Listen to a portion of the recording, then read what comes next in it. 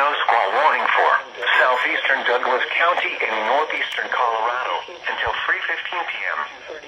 At 2:38 p.m. Mountain Daylight Time, a dangerous snow squall was located 6 miles southwest of Elizabeth, or 29 miles north of Colorado Springs, moving east at 15 miles an hour.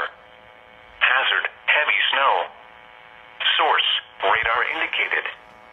Impact, dangerous travel. This includes Interstate 25 between mile markers 164 and 178 in the I-25 Gap project. Locations impacted include Southern Castle Rock, Larkspur, Greenland, and Perry Park. Reduce your speed and turn on headlights. During snow squalls, the visibility may suddenly drop to near zero in whiteout conditions.